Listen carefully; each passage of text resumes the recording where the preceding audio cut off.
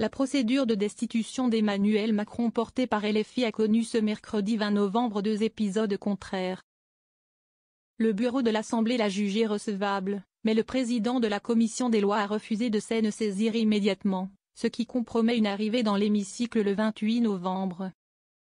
Début octobre, une proposition similaire avait déjà été examinée puis largement rejetée en commission par 54 députés sur les 69 ayant pris part au vote. 15 députés, LFI, communistes ou écologistes, s'étaient prononcés pour. Dans la foulée, la conférence des présidents de l'Assemblée nationale avait choisi de ne pas inscrire le texte à l'agenda dans l'hémicycle. Ce que demandait le nouveau Front populaire dans son ensemble, malgré l'opposition des socialistes sur le fond de la procédure. Absence d'éléments nouveaux. Pour faire remonter la pression, les députés insoumis espéraient faire examiner leur proposition de destitution dans leur niche parlementaire du 28 novembre prochain.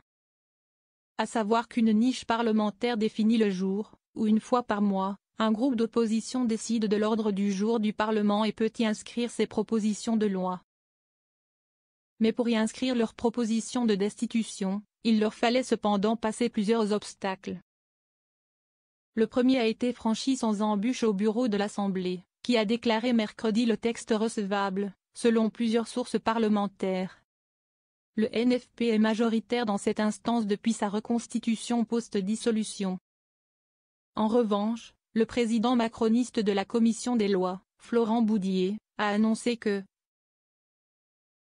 en l'absence d'éléments nouveaux susceptibles de justifier un nouvel examen, il refusait de convoquer dans l'urgence une réunion supplémentaire de sa commission, préalable indispensable à son arrivée dans l'hémicycle. Une procédure qui a peu de chances d'aboutir. Début octobre, après un débat approfondi, il était apparu que le texte présenté par les Insoumis ne remplissait pas les critères de gravité et de sérieux requis pour engager une telle procédure.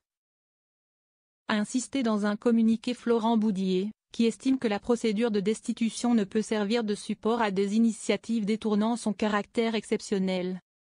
La chef des députés LFI, Mathilde Panot, avait par avance estimé que si Florent Boudié refusait le texte, cela reviendrait à bafouer le droit constitutionnel strict du groupe insoumis de choisir les textes de sa niche.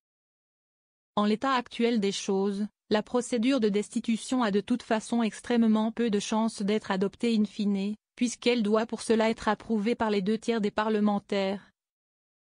Députés et sénateurs réunis. Une gageure alors que même la gauche parlementaire n'est pas unanime pour la soutenir.